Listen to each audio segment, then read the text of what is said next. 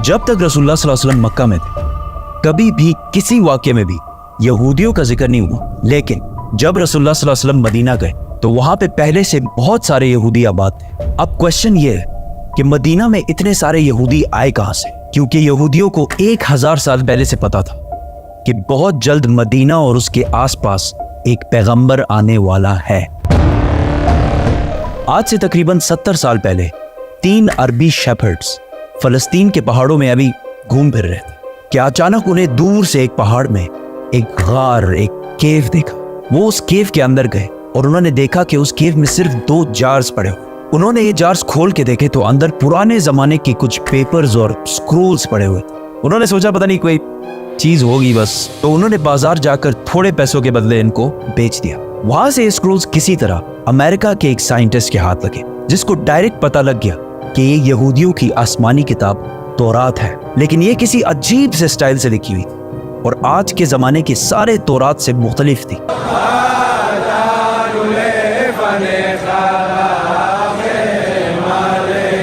तो उस scientist John C Trevor ने इन पेपर्स को उस जमाने के सबसे पुराने तौरात जो 1800 साल पुराना था उससे कंपेयर किया और इन दोनों तौरात का स्टाइल और अंदाज बिल्कुल एक जैसे था। जिस कागज पर यह तौरात लिखी हुई थी उस साइंटिस्ट ने उसकी कार्बन डेटिंग कराई कि ज्यादा से ज्यादा ये कितने पुराने जमाने के हो सकते। तो पता चला कि ये एटलीस्ट 2200 साल पुराना कागज है जिस पर यह तौरात लिखी हुई है।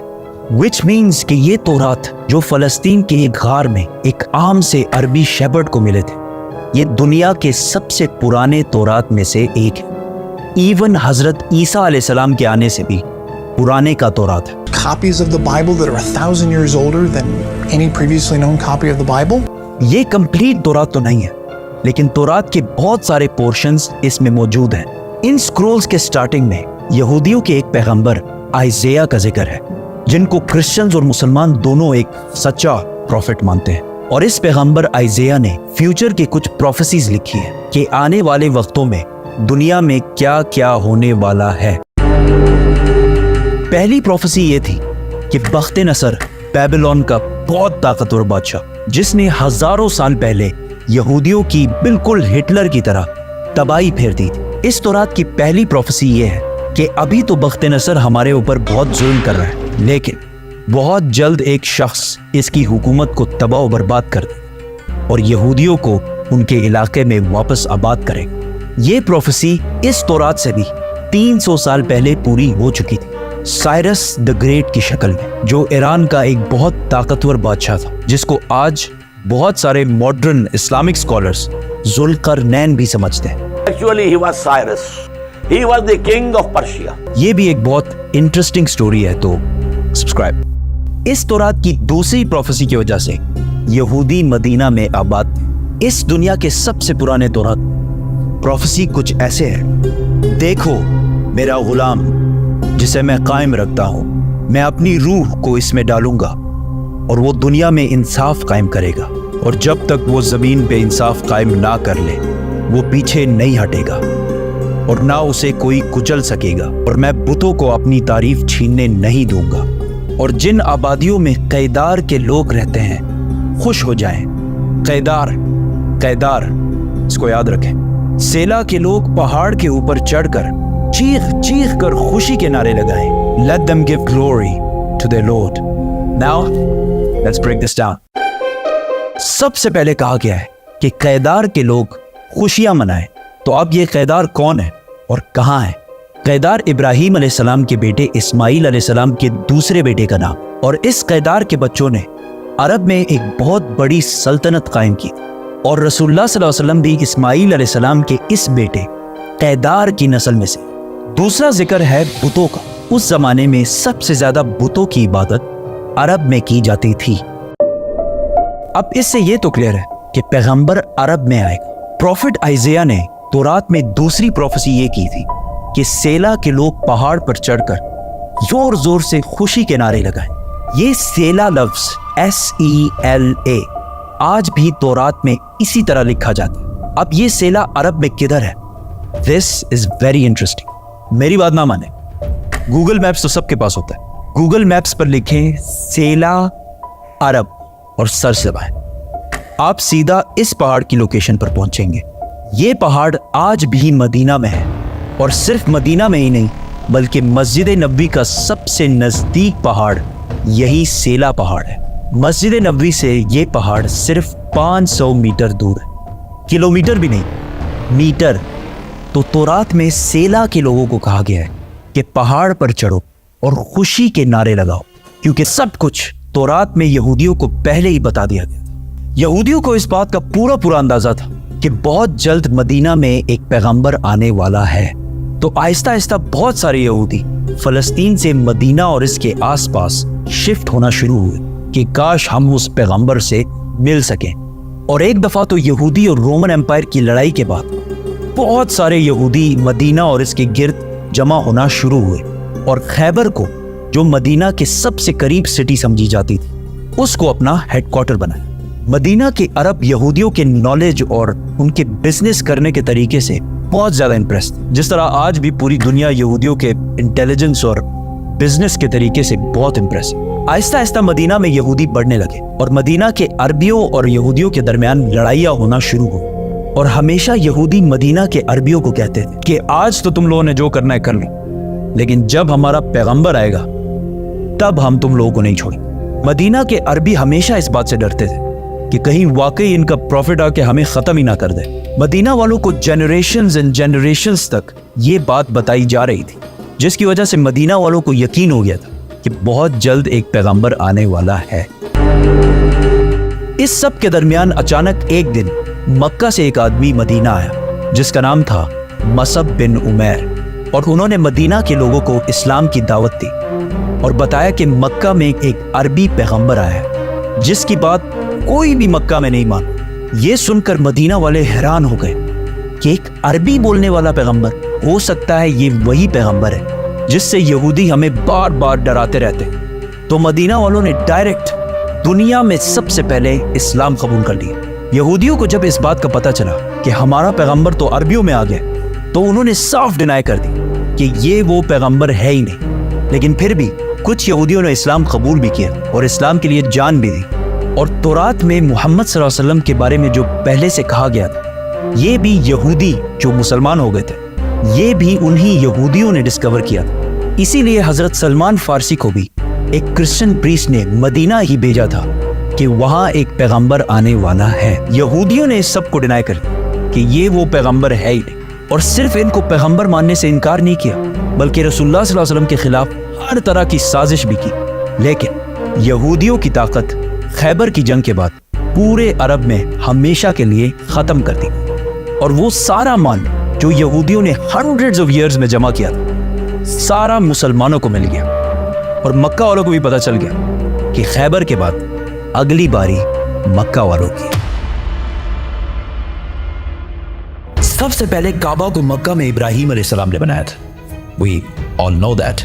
लेकिन यहूदी और ईसाई जो इब्राहिम अलैहिस्सलाम को एक सच्चा पैगंबर मानते हैं, वो सारी इंपॉर्टेंस जेरूसलम को देते हैं और मक्का को बस एक आम सी सिटी कहते हैं, और कहते हैं कि मक्का का इब्राहिम अलैहिस्सलाम और उनके खुदा से कोई ताल्लुक नहीं है। लेकिन इन्हीं की किताब तौरात में क्लियरली लिखा हुआ है कि मक्का में ही खुदा का घर है।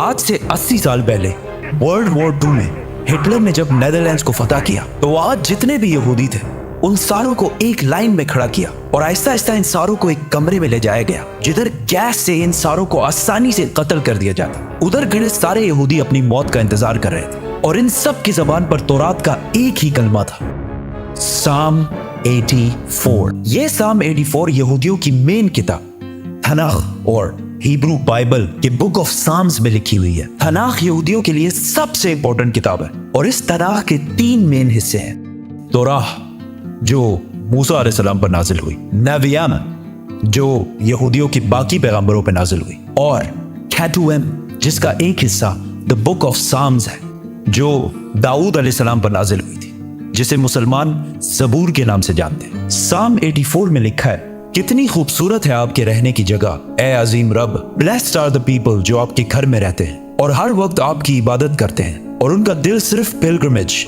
हज की तरफ होता है। जब वो बक्का के खुश्क वादी के पास से गुजरते हैं, बक्का बक्का, तो वो उस वादी को स्प्रिंग्स, चश्मों में बदल देते हैं। They go from strength to strength, जिसका असली हिब्रू तर्जुमा है They go from mountain to mountain। यहूदियों की इस किताब में क्लियरली लिखा है कि खुदा का एक घर है बक्का की खुश्क वादी में है और उसके पास चश्मा भी है और वहां लोग पहाड़ से पहाड़ की तरफ जाते हैं। ये क्लियरली काबा की बात हो रही है जो मक्का में है, जिसके पास जमजम का कुआं है और लोग सफा के पहाड़ से मरवा की तरफ जाते हैं। लेकिन यहां तो लिखा है कि अल्लाह का घर बक्का में है। इसका मक्का से क्या ताल्लुक है?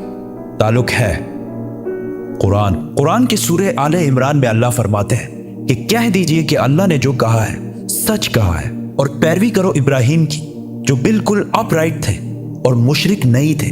यकीनन पहला घर जो लोगों के लिए बनाया गया अल्लाह की इबादत के लिए वही है जो बक्का में है, बरकत वाला और हिदायत का सेंटर है सारे जहानों के लिए। तो ऐ किताब वालों, तुम क्यों अल्लाह की आयतों से इनकार करते हो? कुरान और तौरात दोनों ने मक्का को मक्का नहीं बल्कि बक्का कहा है और बक्का मक्का का ही पुराना नाम है। मुसलमानों का पहला किबला मक्का के बजाय जेरूसलम में बैतुल मुकद्दस था।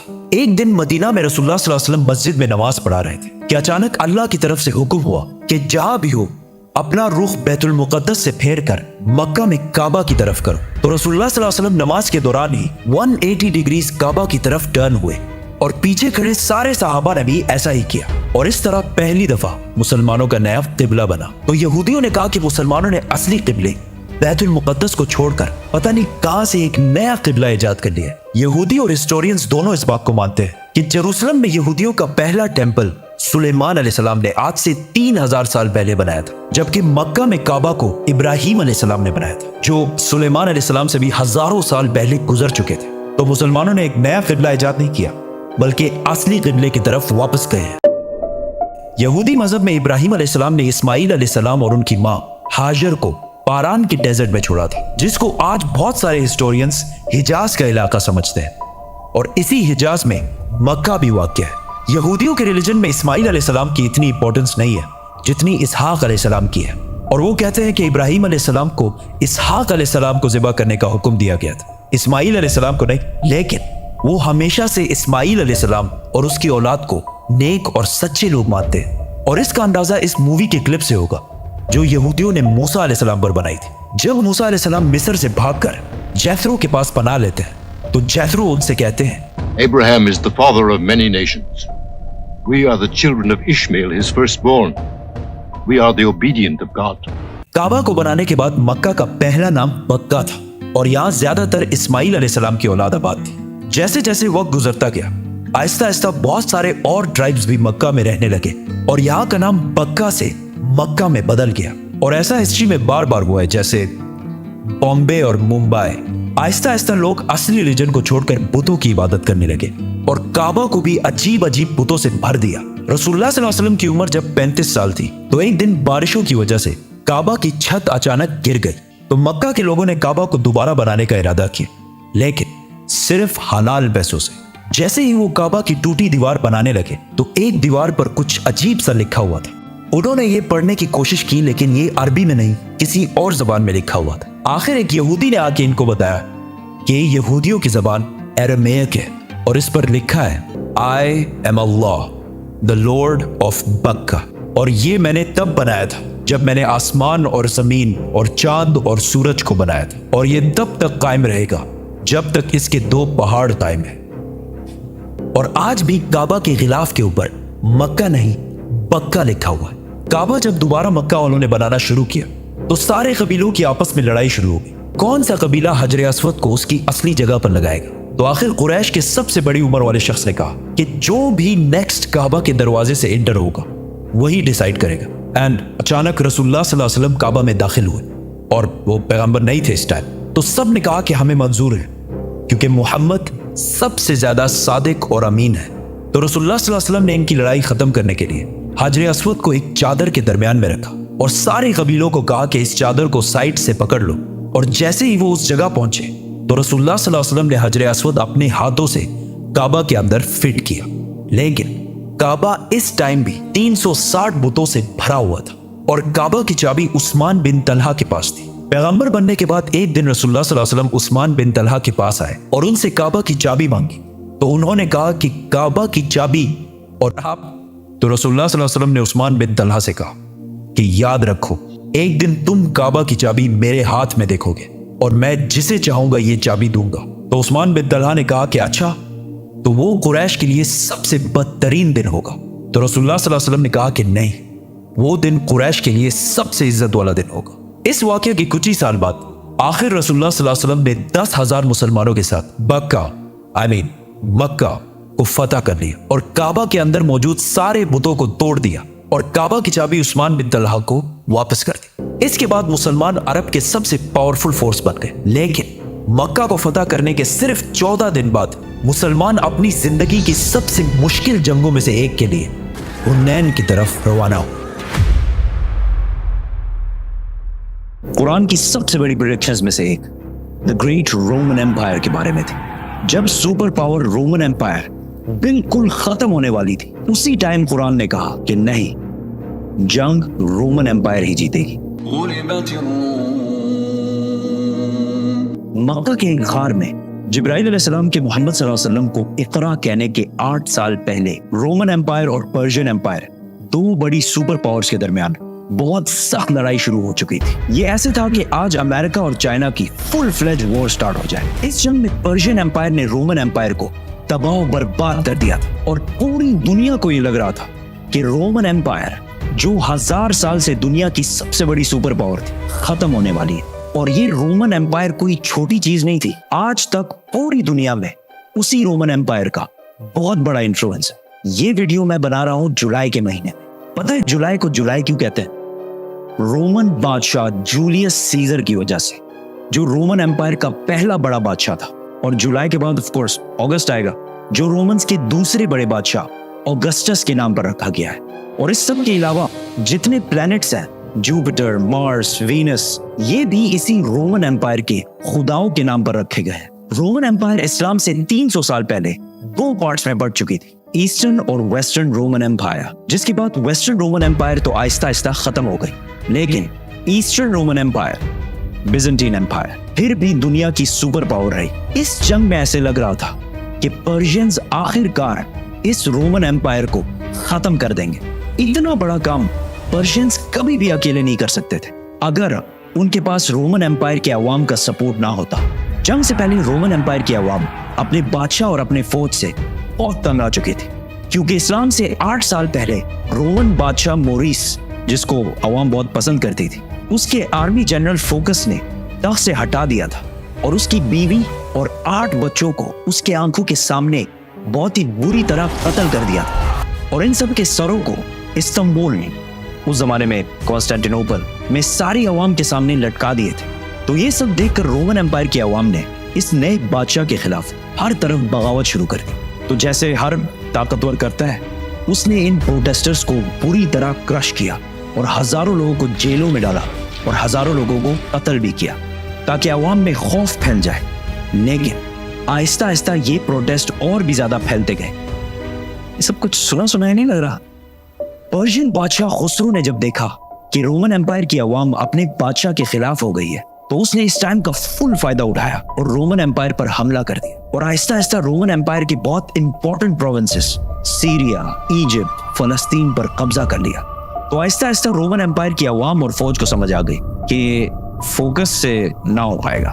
तो उन्होंने अफ्रीका के गवर्नर, जिसकी लोग बहुत इज्जत करते थे, उससे मदद मांगी। तो उसने अपना बेटा हेराक्लियस को कॉन्स्टेंटिनोपल भेजा। जैसे ही वो पहुंचा, अवाम और फौज ने मिलकर पिछले बादशाह को हटा दिया और हेराक्लियस को अपना नया एम्परर बनाया और फोकस के साथ वही कुछ किया जो उसने पिछले बादशाह के साथ किया था। हेराक्लियस जैसे ही बादशाह बना, उसे पता चला कि 90,000 क्रिश्चियंस को कत्ल करके पर्शियंस ने यहूदियों की मदद से फलस्तीन पर कब्जा कर लिया है और क्रिश्चियंस की सबसे मुकद्दस होली जगह द होली सेपल्कर को तबाह कर दिया है। इसकी क्रिश्चियनिटी में वही अहमियत है जो इस्लाम में बैतुल्लाह शरीफ की है। और वो क्रॉस जिस पर जीसस को मारा गया था, अकॉर्डिंग टू द क्रिश्चियंस, उसे वहां से उठाकर अपने कैपिटल थेसिफोन, मदियन ले गए हैं। ये ऐसी था कि आज काबा से कोई हजर अस्वद उठा के ले जाए। कैन यू इमेजिन दुनिया में क्या होगा? इस जंग में रोमन्स किस लेवल तक हार चुके थे اس کا اندازہ اس لیٹر سے ہوگا جو پرشیا کے بادشاہ خسرو نے رومن ایمپرر ہیراکلیس کو لکھا تھا، جو آج تک بالکل ٹھیک ٹھاک موجود ہے. فرام خسرو، سب خداؤں سے بڑا خدا، master of the whole world, to Heracles, میرا ایک چھوٹا سا غلام. تم کہتے ہو تمہارا خدا سب سے بڑا ہے، تو کدھر ہے وہ خدا؟ اور اس نے جیروسلم کو مجھ سے بچایا کیوں نہیں؟ یہ سب دو سپر پاورز کے درمیان ادھر ہو رہا تھا، لیکن اس سے بہت دور مکہ کے غار میں خدا نے ایک آدمی کی طرف اپنا ایک فرشتہ بھیجا اور کہا، Muhammad, read. اسلام نے آتے ہی یہودی اور کرسچنز کے سارے پیغمبروں کو صحیح کہا، جس کی وجہ سے پہلے لوگوں کو لگ رہا تھا کہ اسلام ایک نیا ریلیجن نہیں بلکہ کرسچینٹی کی ہی ایک برانچ ہے. تو مکہ والے مسلمانوں کو تانے دینے لگے کہ جس طرح آگ کی عبادت کرنے والے پرشینز نے رومن ایمپائر کو تباہ کر دیا ہے، اسی طرح تم مسلمانوں کو بھی تباہ کریں گے. اس ٹائم کرسچنز اور مسلمانوں کا ایک ہی حال تھا اور دونوں کا ان حالات سے نکلنا امپاسبل لگ رہا تھا. اتنے ٹینس اور سخت ٹائم میں اللہ نے قرآن کے سورہ روم میں رومنز اور مسلمانوں دونوں کی کامیابی کی پریڈکشن کی. بسم اللہ الرحمن الرحیم. پاس والے ملک میں رومنز ڈیفیٹ ہو چکے ہیں، لیکن اس ہار کے کچھ ہی سال بعد یہ دوبارہ کامیاب ہوں گے، اور وہ دن وہ ہوگا جب اللہ کی دی ہوئی فتح پر مسلمان خوشیاں منا رہے ہوں گے. ان آیات میں دو پریڈکشنز کی گئی ہیں کہ آج تو رومنز ہار رہے ہیں، لیکن کچھ سالوں بعد رومنز دوبارہ کامیاب ہوں گے، اور اسی دن مسلمان بھی اپنی کامیابی کا جشن منا رہے ہوں گے. مکہ میں سب نے ان آیات کا بہت مذاق اڑایا کہ رومن ایمپائر کا بچ جانا امپاسبل ہے، لیکن حضرت ابو بکر رضی اللہ تعالیٰ عنہ کا اسلام کے پہلے دنوں میں ہی قرآن پر اتنا یقین تھا کہ انہوں نے مکہ کے ایک کافر سے شرط لگائی کہ اگر رومنز 3 سال بعد کامیاب نہ ہوئے تو میں تمہیں 10 اونٹ دوں گا، اور اگر کامیاب ہو گئے تو اس ٹائم تک اسلام میں گیمبلنگ اور شرط لگانا بین نہیں ہوا تھا. جب رسول اللہ صلی اللہ علیہ وسلم کو اس شرط کا پتہ چلا تو انہوں نے ابو بکر رضی اللہ تعالیٰ عنہ سے کہا کہ اس شرط میں 3 سال کا ٹائم بڑھا کر 10 سال کر دو اور اونٹ 10 سے بڑھا کر 100 کر دو. اس کافر نے یہ ٹرمز آسانی سے مان لیے کیونکہ رومنز کا جیتنا امپاسبل ہو چکا تھا. برٹش ہسٹورین ایڈورڈ ڈیبون، جس نے رومن ایمپائر پر 6 والیومز کی کتاب لکھی ہے، اس نے بھی لکھا ہے کہ قرآن کی اس پروفیسی کا 7-8 سال کے بعد بھی پورا ہونے کا کوئی چانس نہیں لگ رہا تھا، کیونکہ پرشینز بالکل رومن ایمپائر کی کیپٹل کانسٹینٹینوپل کے پاس پہنچ چکے تھے اور اسے چاروں طرف سے گھیر لیا تھا. بٹ کانسٹینٹینوپل کو فتح کرنا امپاسبل تھا، اور اس واقعے کے 900 سال بعد تک بھی کانسٹینٹینوپل کو کوئی فتح نہیں کر سکتا. آخر اسے آٹومن ایمپائر عثمانیہ سلطنت کے صرف 21 ایئر اولڈ سلطان محمد نے کشتیاں پہاڑوں پر چڑھا کر اسے فتح کیا تھا. And I can't wait to tell that story. So, subscribe. کانسٹینٹینوپل جب ہر طرف سے گھیر لیا گیا تھا تو ہیراکلیس نے پرشین بادشاہ خسرو کو خط لکھا اور اس سے بھیک مانگی کہ تم جو کہو گے ہم کریں گے، صرف ہمیں زندہ رہنے دو. لیکن خسرو نے کہا ایک شرط ہے، تمہیں کرسچینٹی چھوڑ کر ہمارے ریلیجن مطلب آگ کی عبادت کرنی پڑے گی. تو رومن ایمپرر ہیراکلیس اپنی کیپٹل کانسٹینٹینوپل کو چھوڑ کر بلیک سی کی طرف سے پرشین ایمپائر کی ناردرن سائڈ پہ آ گیا، اور اسی ٹائم رسول اللہ صلی اللہ علیہ وسلم بھی مکہ کو چھوڑ کر مدینہ ہجرت کر گئے. یہاں پر ہیراکلیس نے پوپ سے مدد مانگی اور اسے کہا کہ پرشینز میرے خلاف نہیں ہے، یہ کرسچینٹی کے خلاف ہے. تو پوپ نے پورے یورپ سے پیسے جمع کیے اور ہیراکلیس کو بھیجے، جس سے ہیراکلیس نے پرشین ایمپائر کی ناردرن سائڈ سے ایک سرپرائز اٹیک کی تیاری کی اور پرشینز پر فل فورس کے ساتھ حملہ کر دی. کیونکہ پرشینز سارے استنبول فتح کرنے میں بزی تھے تو ان کے اپنے کنگڈم کا ڈیفنس بہت کمزور ہو گیا تھا. ہیراکلیس بہت تیزی سے آگے بڑھتا گیا اور ایک کے بعد ایک سٹی فتح کرتا گیا، اور آخر کار وہ اس سٹی پہنچا جو پرشینز کے لیے سب سے ہولی سٹی تھی، جو پرشینز کا مکہ تھا، جس میں ان کا سب سے بڑا آگ کا ٹیمپل بھی تھا، جس میں آگ بہت سالوں سے جل رہی تھی. تو ہیراکلیس نے اپنا پورا بدلہ لیا اور اس سٹی کو اسی طرح تباہ کیا جس طرح انہوں نے جیروسلم کو تباہ کیا تھا. اس واقعے کے بعد گیم کمپلیٹلی چینج ہونے لگی اور یہ کئی سالوں میں رومنز کی پہلی بڑی جیت تھی، اور وہ اس کے بعد اپنی کھوئی ہوئی سلطنت دوبارہ حاصل کرنے لگے. اور اسی ٹائم صرف 313 مسلمانوں نے مکہ کے کافروں کو جنگ بدر میں ہرا دیا اور اپنی پہلی جنگ جیتنے کا جشن منانے لگے، اور قرآن کی پروفیسی پوری ہو گئی. ابو بکر رضی اللہ تعالیٰ عنہ نے جو شرط لگائی تھی وہ جیت گئے، اور مکہ کے اس بندے نے اسے 100 اونٹ دیے، لیکن उस टाइम इस्लाम में गैम्बलिंग और शर्त लगाना हराम हो चुका था। तो रसूलुल्लाह सल्लल्लाहु अलैहि वसल्लम ने कहा कि ये 100 के 100 ऊंट गरीबों में बांट दो। हेराक्लियस आगे बढ़ता गया और आखिर पर्शिया के कैपिटल टेसिफोन मदियन को चारों तरफ से घेर लिया।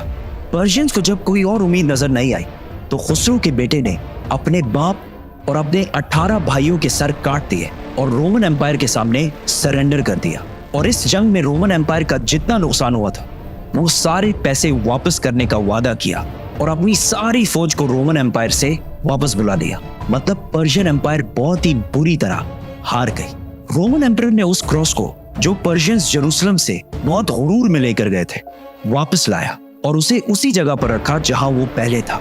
और इसी साल मुसलमानों और मक्का वालों के दरमियान सुलह हुदैबिया की हिस्टोरिक एग्रीमेंट हुई जिससे मुसलमानों की तकदीर हमेशा के लिए बदल गई और कुरान ने इसे एक बहुत बड़ी फतह कहा।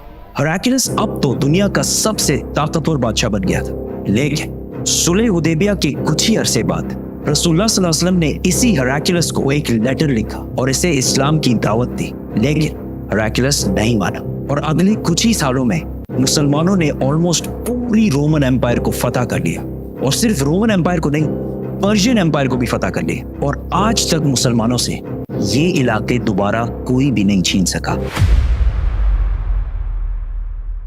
इंसानों की तारीख की सबसे बड़ी सैर, 7 आसमानों की सैर, अल-इस्रा वल Meraj. You believe that Muhammad went to heaven on a winged horse? Yes, I believe in God. शब मेराज में सिदरतुल मुंतहा। ये इतना अजीम सफर मक्का में रसूलुल्लाह सल्लल्लाहु अलैहि वसल्लम की जिंदगी के सबसे मुश्किल और सख्त टाइम में हुआ। पहले आप सल्लल्लाहु अलैहि वसल्लम का बाइकआउट किया गया, फिर आप सल्लल्लाहु अलैहि वसल्लम के दिल के सबसे करीब लोग हजरत अबू तालिब और हजरत खदीजा रज़ियल्लाहु ताला अन्हा की वफात, फिर ताइफ में आप सल्लल्लाहु अलैहि वसल्लम को इतने पत्थरों से मारा गया कि जूते खून से भर गए। एंड टू टॉप दैट मक्का में आप सल्लल्लाहु अलैहि वसल्लम की सिटीजनशिप भी खत्म कर दी गई। और जब आप सल्लल्लाहु अलैहि वसल्लम मक्का में किसी और की पनाह में रह रहे थे, अल्लाह ने इसी सबसे मुश्किल टाइम आप सल्लल्लाहु अलैहि वसल्लम को इंसानों की तारीख की सबसे बड़ी सैर कराई, 7 आसमानों की सैर। A journey like none before.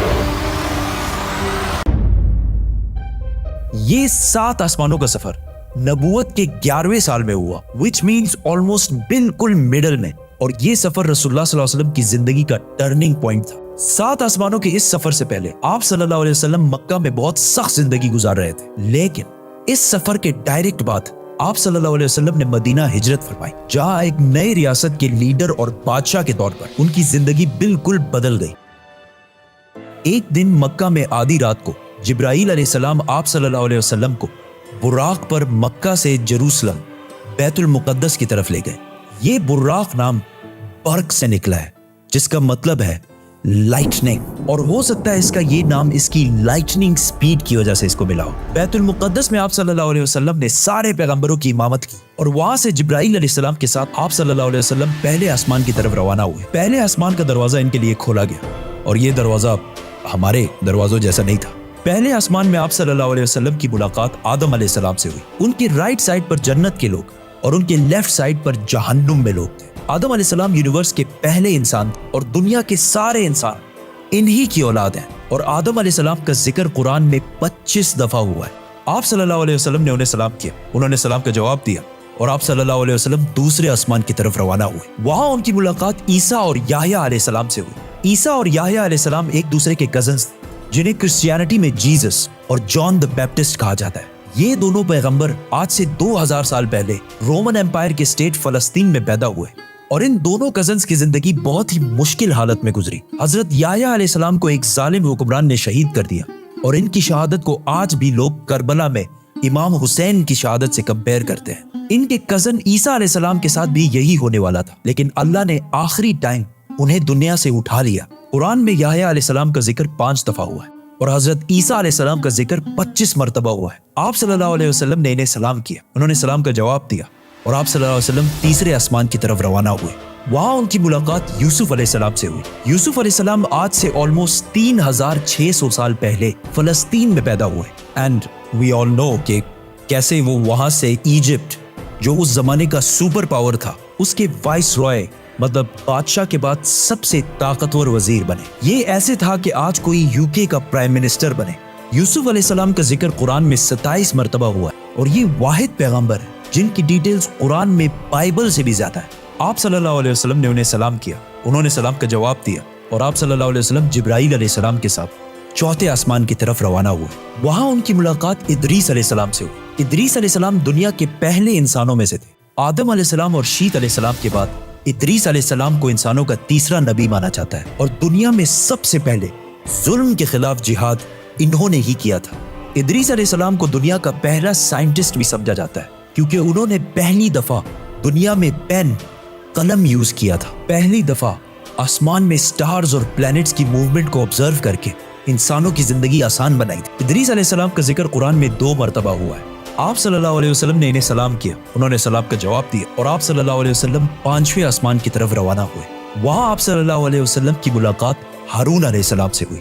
جب موسیٰ علیہ السلام پیغمبر بنے تو انہوں نے اللہ سے دعا کی کہ میرے بھائی ہارون کو بھی میرے اس مشن میں شامل کریں، تو اس طرح ہارون علیہ السلام بھی پیغمبر بنے۔ موسیٰ علیہ السلام نے ہارون علیہ السلام کو صرف اس لیے چوز نہیں کیا کہ وہ ان کے بھائی تھے، بلکہ اس لیے کیونکہ ہارون علیہ السلام بنی اسرائیل کے سب سے بڑے اسکالرز میں سے تھے۔ موسیٰ علیہ السلام بچپن سے فرعون کے گھر میں پلے بڑے تھے، جس کی وجہ سے انہیں بنی اسرائیل کی کتابوں اور اسکرپچرز کا اتنا علم نہیں تھا، تو انہیں ایک ایسے شخص کی ضرورت تھی جس کے پاس ان ساری چیزوں کا علم ہو، اور وہ تھے ہارون علیہ السلام۔ اور آج تک یہودیوں میں سب سے زیادہ اسکالرز ہارون علیہ السلام کی اولاد میں سے ہیں، جس کی وجہ سے ہارون علیہ السلام کی اولاد کو یہودیوں میں ایک اسپیشل سٹیٹس حاصل ہے، جس طرح اسلام میں سیدوں کو حاصل ہے۔ ہارون علیہ السلام کا ذکر قرآن میں 20 مرتبہ ہوا ہے۔ آپ صلی اللہ علیہ وسلم نے انہیں سلام کیا، انہوں نے سلام کا جواب دیا اور آپ صلی اللہ علیہ وسلم 6ٹھے آسمان کی طرف روانہ ہوئے۔ وہاں آپ صلی اللہ علیہ وسلم کی ملاقات ایک ایسے پیغمبر سے ہوئی جن کا ذکر قرآن میں سب سے زیادہ کیا گیا ہے،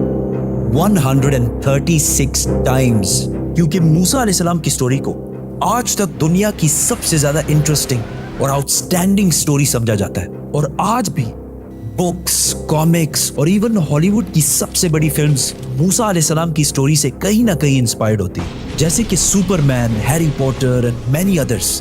یہ سارے سٹوریز بلینز آف ڈالرز کما چکے ہیں۔ And I was like, come on, this is Musa alayhi salam's story.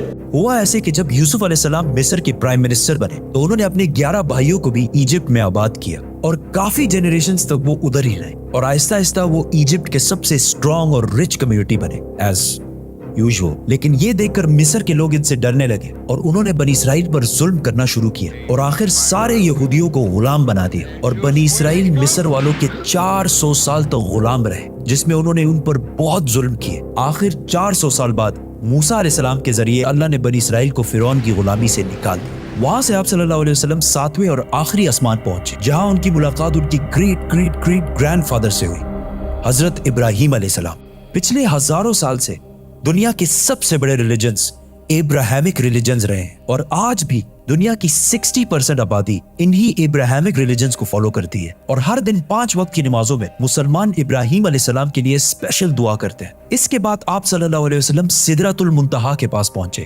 وہاں آپ صلی اللہ علیہ وسلم کو بیت المعمور دکھایا گیا، جس کا ہر دن 70,000 نئے فرشتے طواف کرتے ہیں۔ سدرۃ المنتہا آخری باؤنڈری ہے، وہ آخری حد ہے، مخلوق کوئی اس سے آگے نہیں جا سکتی۔ لیکن رسول اللہ صلی اللہ علیہ وسلم کو اجازت تھی، اسی لیے وہ جبرائیل علیہ السلام کو چھوڑ کر اکیلے آگے بڑھے اور اللہ کے دربار میں حاضر ہوئے۔ آپ صلی اللہ علیہ وسلم سے بعد میں صحابہ نے پوچھا کہ کیا آپ نے اندر اللہ کو دیکھا؟ تو آپ صلی اللہ علیہ وسلم نے کہا کہ میں کیسے دیکھتا، وہاں نور، لائٹ کا پردہ تھا۔ یہاں اس اتنے عظیم سفر کا اصلی مقصد ظاہر ہوا۔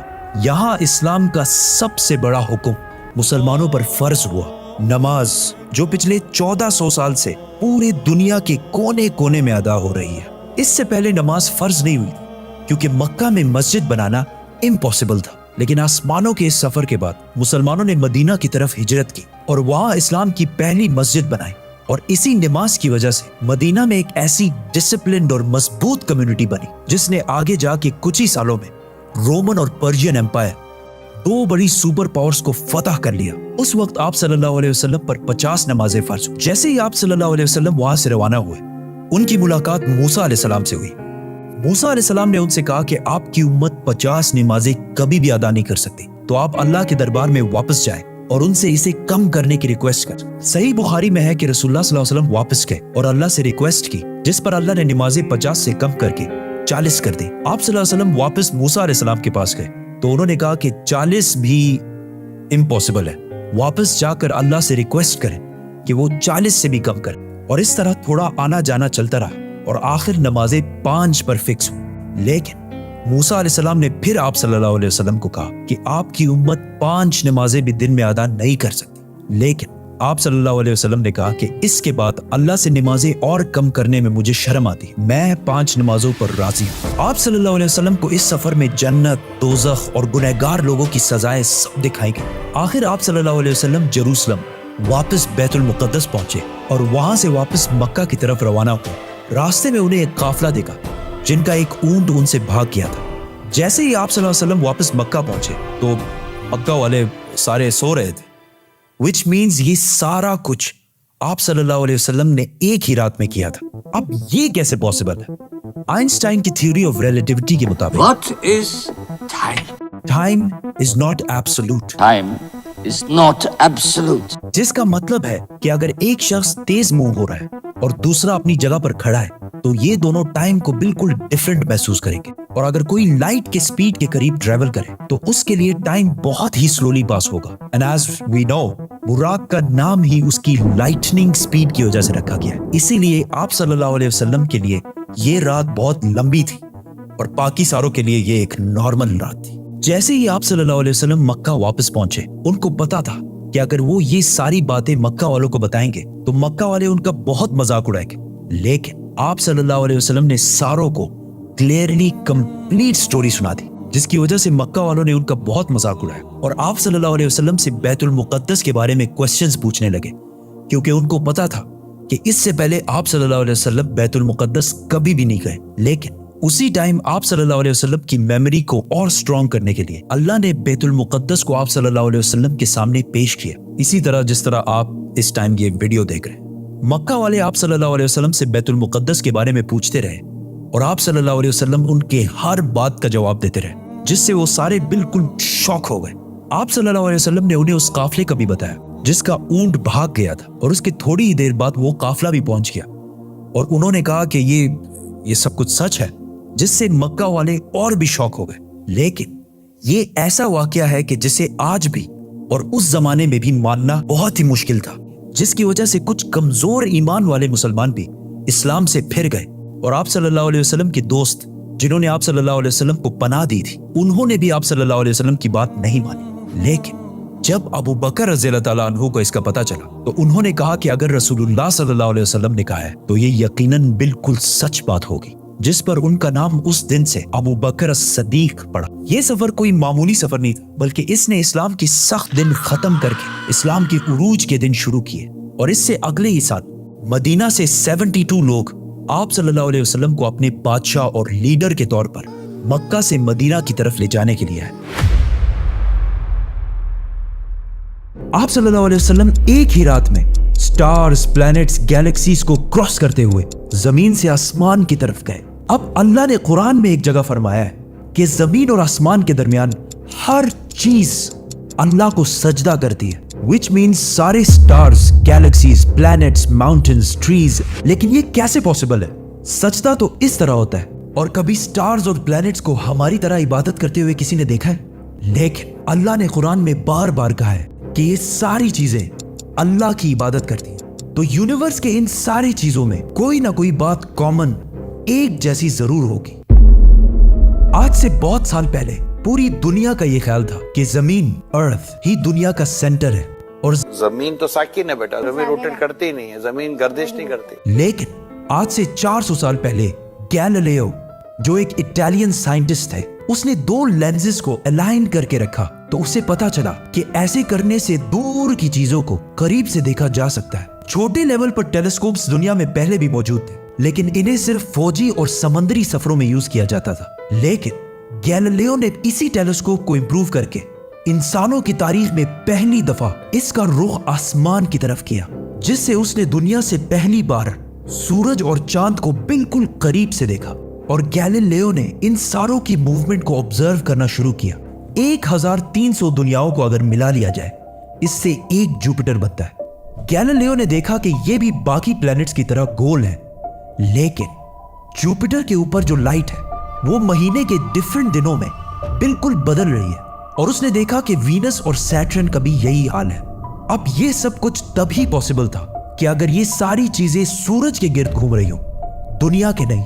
گیلیلیو نے یہ باتیں پوری دنیا کو بتائی کہ یونیورس کا سینٹر دنیا نہیں بلکہ سورج ہے۔ لیکن اس بات کو سن کر یورپ کے سارے چرچز اس کے دشمن بن گئے، کیونکہ اس زمانے کے پوپ کا یہ خیال تھا کہ زمین ہی یونیورس کا سینٹر ہے، اور صرف پوپ کا نہیں، پوری دنیا کا یہ خیال تھا، زمین تو ساکن ہے۔ جس کی وجہ سے گیلیلیو کو چرچ سے یہ سزا ملی کہ وہ ہمیشہ کے لیے گھر میں بند کر دیا جائے گا۔ لیکن گیلیلیو نے اپنا کام جاری رکھا، اور اس کی ان ریسرچز کو بعد میں پوری دنیا نے مانا۔ ایون پوپ نے بھی گیلیلیو کے مرنے کے 350 سال بعد پوری دنیا کے سامنے اس سے معافی مانگی اور کہا کہ ہم غلط تھے اور آپ صحیح تھے۔ آہستہ آہستہ ہمیں پتا چلا کہ زمین یونیورس کا سینٹر نہیں ہے بلکہ یہ سورج کے گرد گھومتی ہے، اور سورج بھی کوئی اتنی بڑی چیز نہیں ہے بلکہ سورج تو اس کے جیسے اربوں کھربوں سٹارز کی طرح ملکی وے گیلیکسی کا ایک چھوٹا سا حصہ ہے، اور یہ ملکی وے گیلیکسی اربوں سٹارز سے بنی ہوئی ہے، اور یہ سارے بلینز آف سٹارز ایک ہی سرکل میں گھوم رہے ہیں۔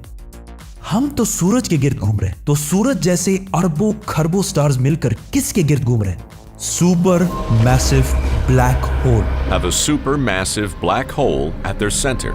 اس بلیک ہول نے، جو ہمارے سورج سے 40 لاکھ ٹائمز بڑا ہے، نے پوری گیلیکسی کو ایک گول سرکل میں رکھا ہوا ہے۔ جس طرح ہمارے سورج نے زمین، جوپیٹر، مارس، ان سارے پلینٹس کو ایک سرکل میں رکھا ہوا ہے، لیکن یہ گیلیکسی بھی کوئی اتنی بڑی چیز نہیں ہے بلکہ یہ لاکھوں اور گیلیکسیز کو ملا کر ایک چھوٹے سے کلسٹر کا ایک چھوٹا سا حصہ ہے۔ یہ لاکھوں گیلیکسیز مل کر ایک کلسٹر بناتے ہیں، اور یہ کلسٹر بھی کوئی اتنی بڑی چیز نہیں ہے بلکہ اس جیسے لاکھوں کلسٹرز ملا کر ایک سپر کلسٹر بنتا ہے، اور ایسے ہزاروں سپر کلسٹرز اور بھی موجود ہیں۔ اب آپ نے یہ نوٹ کیا کہ ان سارے سٹارز، گیلیکسیز، پلینٹس میں ایک چیز کامن ہے کہ اس پورے یونیورس میں ہر چیز کسی نہ کسی دوسرے آبجیکٹ کے گرد گھوم رہی ہے۔ اور جب رسول اللہ صلی اللہ علیہ وسلم بھی آسمانوں کی طرف گئے تو انہوں نے بیت المعمور میں فرشتوں کو نماز پڑھتے ہوئے نہیں دیکھا، وہ بھی کسی چیز کے گرد گھوم رہے تھے۔ لیکن گھومنے کا عبادت سے کیا تعلق ہے؟ اللہ نے تو کہا ہے کہ یہ ساری چیزیں عبادت کرتی ہیں۔ آپ کو پتا ہے اللہ نے یہ بات کس صورت میں کہی ہے؟ سورہ حج میں۔ حج میں مسلمان پوری دنیا سے اسلام کی سب سے مقدس اور ہولی جگہ کعبہ کے پاس جاتے ہیں اور بار بار اس کے گرد گھومتے ہیں۔ اب اس سرکل کرنے کا مطلب کیا ہے؟ جب مسلمان کعبہ کے گرد گھومتا ہے تو وہ اس وقت اکیلا نہیں گھوم رہا ہوتا بلکہ چاند، پلینٹ، سٹارز، گیلیکسیز، کلسٹرز ساروں کے ساتھ ایک ہی عبادت میں شامل ہو جاتا ہے۔ تو یہ ساری چیزیں ہماری طرح عبادت نہیں کرتی بلکہ ہم مکہ جا کر ان کی طرح عبادت کرتے ہیں۔ لیکن اس آیت میں تو لکھا ہے کہ یہ ساری چیزیں اللہ کو سجدہ کرتی ہیں۔ سجدہ کا مطلب صرف ہمارے والا سجدہ نہیں ہے بلکہ اللہ کے نظام کے مطابق چلنے کو بھی سجدہ کہہ سکتے ہیں۔ لیکن اللہ نے اس آیت میں صرف سٹارز، گیلیکسیز اور پلینٹس کا نہیں کہا بلکہ ہر چیز، پہاڑ، درخت، جانور، سب کا کہا ہے۔ یہ تو سرکلز میں نہیں گھومتے۔ آج سے ہزاروں سال پہلے اینشنٹ گریس میں یہ کانسیپٹ بنا کہ کائنات کی ہر چیز ایک بہت ہی چھوٹے پارٹیکل ایٹم سے بنی ہوئی ہے، جس کو پھر 2000 سال تک پوری دنیا بھول گئی۔ لیکن آج سے 200 سال پہلے اس کانسیپٹ پر ریسرچ دوبارہ شروع ہوئی، اور سائنسدانوں کی ریسرچ سے پتا چلا کہ ایٹم سب سے چھوٹا پارٹیکل نہیں ہے بلکہ اس کے اندر اور بھی پارٹیکلز ہیں، جیسے پروٹونز، نیوٹرونز، الیکٹرونز۔ پروٹونز اور نیوٹرونز ہمیشہ ایٹم کے سینٹر میں ہوتے ہیں اور الیکٹرونز ہمیشہ ان کے گرد گھوم رہے ہوتے ہیں، آلموسٹ بالکل اسی طرح جس طرح پلینٹ سورج کے گرد گھومتے ہیں اور سٹارز بلیک ہول کے گرد گھومتے ہیں، جس کا مطلب ہے کہ کائنات کی ہر چیز چاہتے یا نہ چاہتے ہوئے کسی نہ کسی چیز کا طواف کر رہی ہے۔ اور جب کوئی مسلمان کعبہ کا طواف کرنے جاتا ہے تو وہ کائنات کی ہر چھوٹی سے چھوٹی چیز، جیسے ایٹم کے اندر الیکٹرون سے لے کر کائنات کے سب سے بڑے آبجیکٹس، پلینٹس، سٹارز، گیلیکسیز اور ایون بیت المعمور میں فرشتوں کے ساتھ ایک ہی عبادت میں شامل ہو جاتے ہیں۔ ہو سکتا ہے اسی لیے اسلام میں طواف کرنا سب سے بڑی عبادت ہے۔ تو جب سورہ حج میں اللہ نے یہ فرمایا کہ یہ ساری چیزیں میری عبادت کرتی ہیں، تو یہ ہماری طرح عبادت نہیں کرتی بلکہ ہم مکہ میں کعبہ کا طواف کر کے ان کی طرح اللہ کی عبادت کرتے ہیں۔ لیکن ان ساری چیزوں کا طواف کرنے کا ایک فکس ٹائم ہے، اور جیسے ہی یہ ٹائم پورا ہوگا تب ہر شخص معلوم کر لے گا کہ وہ کیا لے کر آیا ہے۔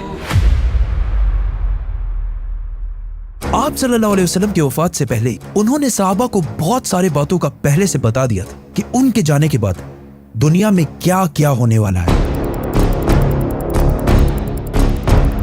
एक दिन हजरत उमर रज़ी अल्लाह ताला अन्हु बाकी सहाबा के साथ आप सल्लल्लाहु अलैहि वसल्लम के पास मस्जिद नबवी में बैठे हुए थे कि अचानक एक बहुत ही रोबदार और हैंडसम आदमी मस्जिद में दाखिल हुआ। उनके कपड़े एक्सट्रीमली व्हाइट और बाल बिल्कुल ब्लैक थे। उस दिन से पहले उन्हें मदीना में किसी ने भी नहीं देखा, मतलब वो मदीना के रहने वाले नहीं थे और उनके कपड़ों और बालों से बिल्कुल ऐसा नहीं लग रहा था कि वो कहीं दूर से ट्रेवल करके मदीना आए। मस्जिद में बैठे सारे सहाबा इस शख्स को गौर से देख रहे थे। वो आदमी सीधा मस्जिद नबी के अंदर आया और आके रसूलुल्लाह सल्लल्लाहु अलैहि वसल्लम के बिल्कुल सामने बैठ गया और कहा, ए मोहम्मद, मुझे इस्लाम के बारे में बताएं। इस आदमी के जाने के बाद आप सल्लल्लाहु अलैहि वसल्लम ने सहाबा से पूछा कि क्या तुमने इस शख्स को पहचाना? ये जिब्रील अलैहिस्सलाम थे और तुम्हें तुम्हारा दीन सिखाने के लिए आए थे। आप सल्लल्लाहु अलैहि वसल्लम ने जिब्रील को इस्लाम के बारे में बताया कि अल्लाह के सिवा किसी को खुदा ना मानना, मोहम्मद को अल्लाह का रसूल मानना, नमाज, रोजा, ज़कात और हज अदा करना। जिस पर जिब्रील अलैहिस्सलाम ने कहा कि आपने बिल्कुल सच फरमाया। फिर जिब्रील अलैहिस्सलाम ने आप सल्लल्लाहु अलैहि वसल्लम से ईमान के बारे में पूछा। आप सल्लल्लाहु अलैहि वसल्लम ने फरमाया कि अल्लाह को मानना, उसके एंजल्स, फरिश्तों को मानना, उसकी किताबों को मानना, उसके पैगंबरों को मानना, आखिरत को मानना और तकदीर को मानना। जिस पर जिब्रील अलैहिस्सलाम ने फिर कहा कि आपने बिल्कुल सच फरमाया। जिब्रील अलैहिस्सलाम ने आप सल्लल्लाहु अलैहि वसल्लम से एहसान के बारे में भी पूछा और फिर जिब्रील अलैहिस्सलाम ने आप सल्लल्लाहु अलैहि वसल्लम से पूछा कि क़यामत, द डे ऑफ जजमेंट, कब आएगी? जिस पर आप सल्लल्लाहु अलैहि वसल्लम ने कहा कि जितना आपको पता है सिर्फ उतना ही मुझे पता है, मतलब क़यामत के दिन का अल्लाह के सिवा किसी को भी नहीं पता। जिब्रील अलैहिस्सलाम ने यह सुनने के बाद फरमाया कि मुझे उस दिन के बारे में कुछ निशानियां बताएं।